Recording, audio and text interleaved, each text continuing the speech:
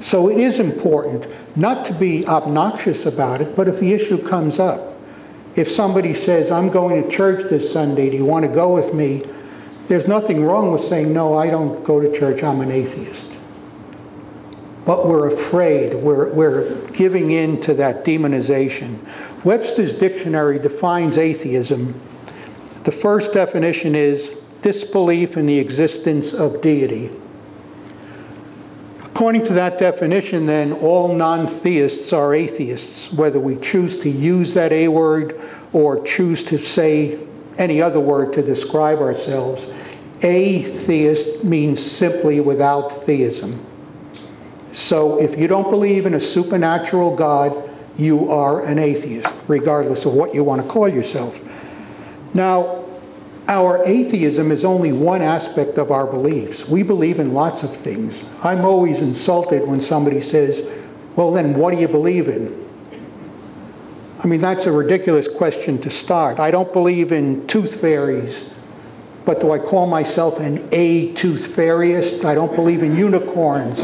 Do I call myself an A-unicornist? I don't believe in flying spaghetti. Well, that's I won't mention that. But I don't define myself by any of those terms. So why do I say I'm an atheist? Why should I use that term? Why is it important? It's important because of the importance placed on it by other people. Other people think my theistic beliefs identify me more than any of my other beliefs. And if that's so important to them, then I will define myself by using a word that they expect to hear. Atheism is the common term that binds all non-theists. There are different varieties, we use different terms, but if we don't believe in theism, we are an atheist, and there's no getting around that. The American Humanist Association has an advertising campaign that we're financing. We've got billboards that we're putting up in selected markets. The first one was outside the Holland Tunnel going into New York City. Every commuter that traveled into New York City from New Jersey saw that sign every day for 30 consecutive days.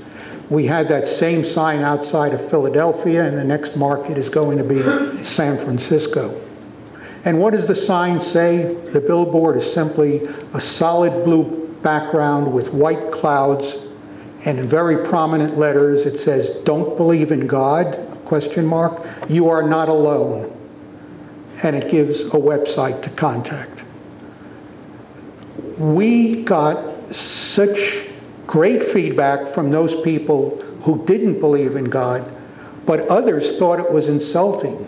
They said, we're insulting religion. Can anybody tell me why that would be insulting to religion?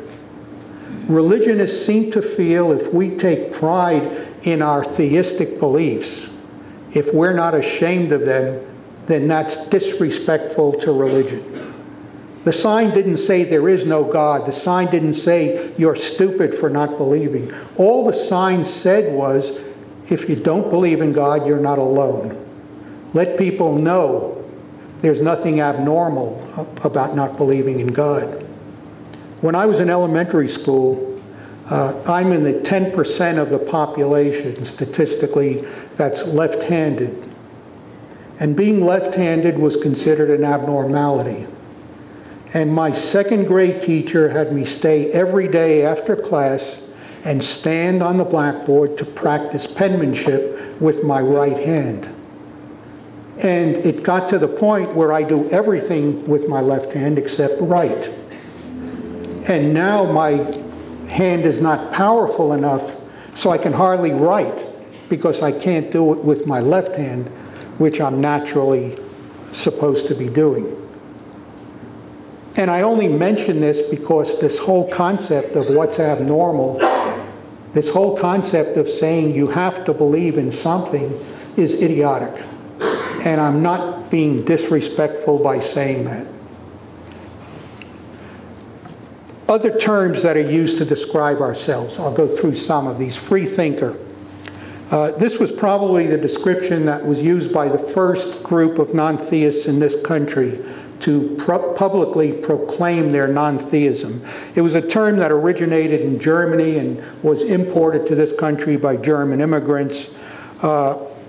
Freethinkers believe that every opinion should be based on science and logic and should not be influenced by emotion, by tradition, or by any dogma.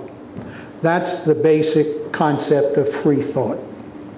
In other words, we should have sufficient evidence on which to base all of our beliefs, and of course, that includes a belief in God as well as any other belief.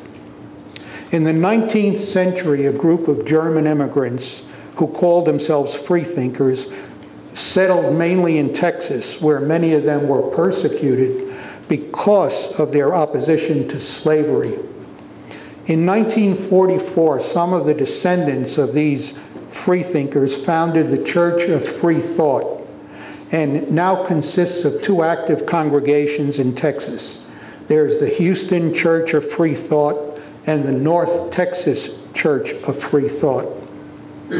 The major national United States organization that uses the term Freethought is the Freedom from Religion Foundation, and their major focus is in litigation to keep religion out of our government.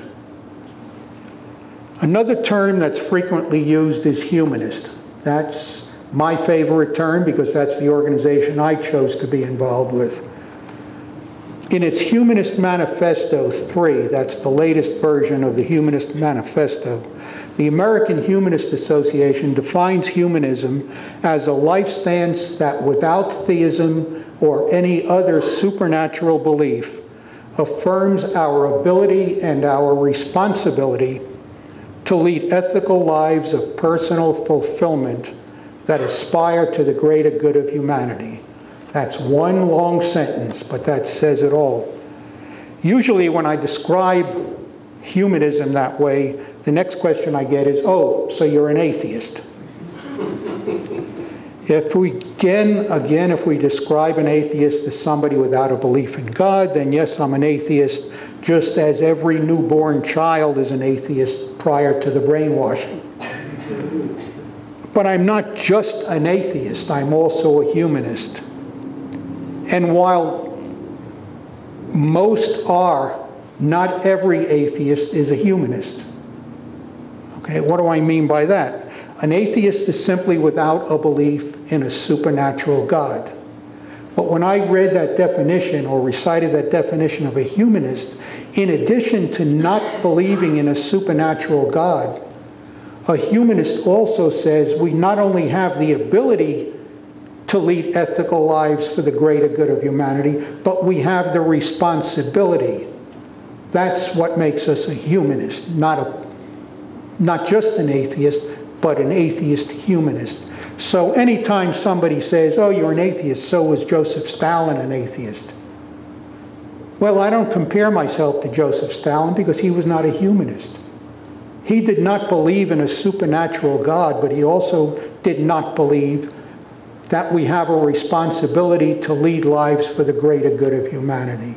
So that's where that nuance comes in that defines the difference between humanist and just atheist. Humanists believe that morality should be based on how our actions affect others and that our dogmas should never override our compassion for others.